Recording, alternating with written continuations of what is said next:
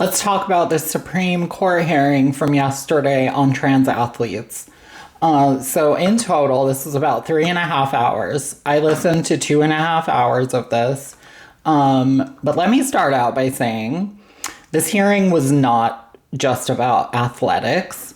Conservatives want to dictate how trans and non-binary youth are allowed to identify in school, who they can take to prom, which bathroom they're allowed to use, which locker room they're allowed to use, which sports team they can play on. So basically, this is an authoritarian tactic to get people to conform who are not in this very narrow definition of traditionally male and traditionally female. So the biggest argument in this seemed to be whether trans women are classified as women or not.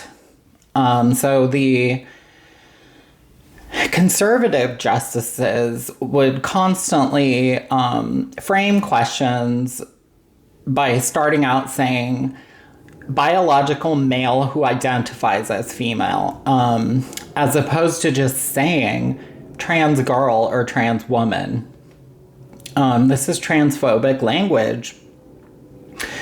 It is intentionally used the word male to point out or to falsely depict that trans women and trans girls are still males. So let's talk about the Supreme Court justices. The justices are the judges. So John Roberts is a conservative. Clarence Thomas is a conservative. He's an originalist, which is a term that means he literally takes the original Constitution and takes it as it was written at the time. Sam Alito, conservative.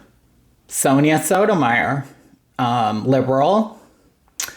Elena Kagan, Democrat. Neil Gorsuch, conservative. Brett Kavanaugh, conservative. Brett Kavanaugh has lots of sexual assault allegations, by the way. Amy Coney Barrett, conservative. Ketanji Brown Jackson, liberal. So there are 3 Democrats and 6 conservative justices, several of whom were appointed by Donald Trump himself. So the organization against these cases of trans athletes was an organization called Alliance Defending Freedom, which is a right-wing Christian nationalist extremist group that Mike Johnson is directly involved with.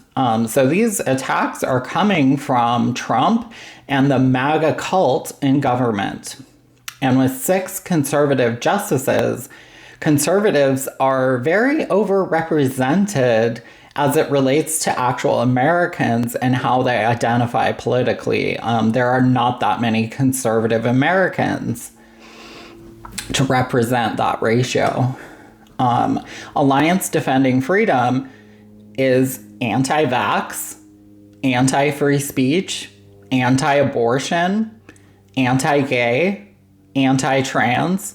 This group is the one that recently overturned Roe versus Wade. So they're also anti-women.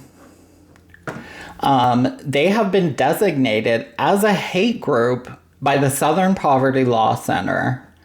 And I would argue that this hate group is so extreme, it should be labeled as a domestic terrorist organization, along with ICE and the Orange regime in the White House. So in this discussion, they brought up the recent wide-scale study that was done in the UK on transgender female athletes. I've covered this study a few times. You can go back and watch for more details. But the research found that trans women athletes who are on hormones are at a physical disadvantage to cisgender women. And the scientific reason is trans women on average have a larger skeletal frame than a cisgender woman. But after hormone therapy, it is proven that a trans woman has the same musculature and fat distribution as a cisgender woman, but they still have the larger skeletal frame. So it's less muscle to support a bigger skeletal frame. So they're physically disadvantaged. But additionally, there's hardly any other research prior to this. There were studies, but they were small scale, which leads to inaccurate results. And since the orange regime in the White House has canceled all scientific research on LGBT people, we won't have any more of these studies. And I think that was the point. The orange regime wants to cover up factual information. And this is more than just these legal cases. This is a widespread issue in legal cases, news media, entertainment, and many other areas. Recently, we've had whistleblowers come forward on major news networks like New York Times and CBS, and they said that news coverage writers were forced to put out news that was anti-trans. Anti-trans messaging and leaving out factual information, as well as intentionally leaving out trans people of the discussion and leaving out how this discrimination is affecting trans people. And let me tell you how it's affecting us. 400,000 trans people and counting have fled from red to blue states. And many trans people or families with trans children have fled the country entirely.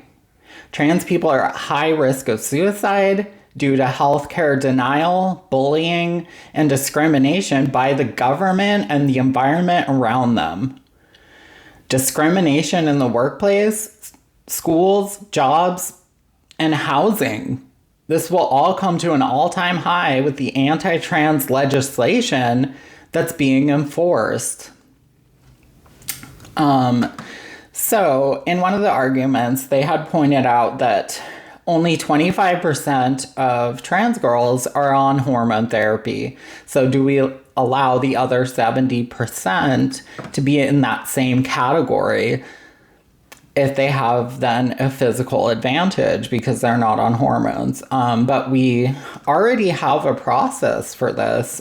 Trans athletes have to prove before they can join a sport that they've been on hormone treatment for at least a year. So the other 70% is excluded from any sports at all. And their suggestion was that, from these conservative justices, was that everyone just go on the boys' team except cisgender women, which would mean that cisgender men, and trans women would all play on a men's team. And as you can imagine, the trans girls that have been let onto the team and have already undergone hormone therapy have a woman's body.